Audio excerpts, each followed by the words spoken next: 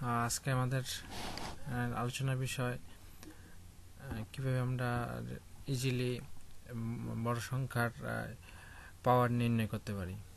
যেমন হচ্ছে স্কয়ার, আমরা ইজিলি 1 স্কয়ার, 2 স্কয়ার, 3 স্কয়ার এগুলো ইজিলি বের করতে পারি, কিন্তু এমন সংখ্যা যেমন 90 স্কয়ার, 996 এর স্কয়ার, এগুলো আমাদের বের করতে অনেক টাফ ক্যালকুলেটর ছাড়া। কিন্তু অনেক সময় দেখা যায় বিভিন্ন ভার্সিটি পরীক্ষায় অ্যাডমিশন টেস্টে আমাদের ক্যালকুলেটর ব্যবহার করতে নিষেধ থাকে, তখন আমাদের এই জিনিসটা খুব কষ্টদায়ক হয় যে আমরা ইজিলি একটা অঙ্ক করতে পারি না। আবার বিভিন্ন পরীক্ষায়, বিসিএস পরীক্ষা বা বিভিন্ন কম্পিটিশনমূলক পরীক্ষায় আমরা যে ক্যালকুলেটর ব্যবহার করে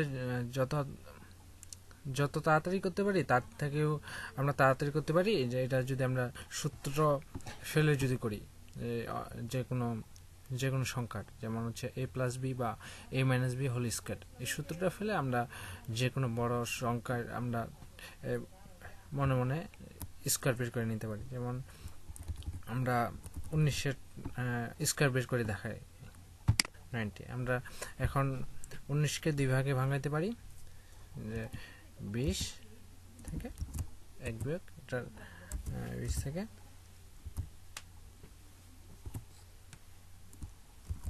বিয়োগ করে তার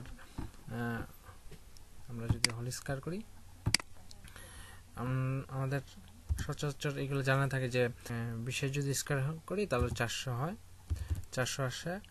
আর হচ্ছে এখানে যদি 2ab হয় তাহলে এখানে আসবে 40, প্লাস যদি 1-এর স্কয়ার করি তাহলে 1 আসে, তাহলে এটার যোগ করলে 361 আসে। এখন আমরা যদি ক্যালকুলেটর ব্যবহার করি দেখি যে এর ভ্যালুটা এরকমই আসে। আর এটাকে আমরা 90 স্কয়ারকে আমরা 90 স্কয়ারকে আমরা ভেঙে 10 প্লাস 9 হোল স্কয়ারে পরিণত করে নিতে পারি। আর এটা এখন 10-এর যদি আমরা স্কয়ার করি তাহলে এটা 100 আসে। তারপর হচ্ছে 2ab তাহলে 180 আসে, 180 আসলো। 9 স্কয়ার করলে 81 আসে। এটা যদি আমরা যোগ করে দেখা গেল এটারও 361 আসে। 93 যদি হোল স্কয়ার করি, এটাও হচ্ছে আমরা ক্যালকুলেটর ছাড়াই ব্যবহার করতে পারি। যেমন হচ্ছে এটাকে আমরা যদি 1000 -4 ইজিলি, এটার এখন 1000কে আমরা করলে আমরা জানি যে সংখ্যাটা থাকে সেটার স্কয়ার করা লাগে, যে 1 স্কয়ার করলে 1 হয়। এখানে 3টা যেহেতু শূন্য আছে, 3 ডবল হবে, 1 2 3 4 5 6, তাহলে 6 গেল। তাহলে b স্কয়ার গেল, b স্কয়ার হবে মানে 16। এখন হচ্ছে 8000 হবে। এখন আমরা যদি এটা এখন 10 লক্ষ থেকে আমরা যদি 8000 বিয়োগ করি আর এর সাথে যদি 16 যোগ করি, তাহলে আমরা ইজিলি এটা করতে আমাদের 9,92,016।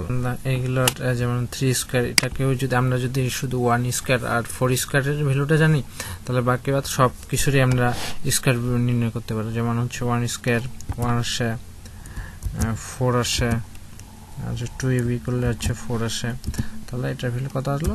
16 আসলো। 36 64 এগুলা আপনারা করার চেষ্টা করুন। আচ্ছা, আমরা নেক্সট টিউটোরিয়ালে যে √3, √5, √6 এগুলা অম্লত আর হচ্ছে মূলত অম্লতের মধ্যে পার্থক্যটা কি, এটা নিয়ে আমরা আলোচনা করব।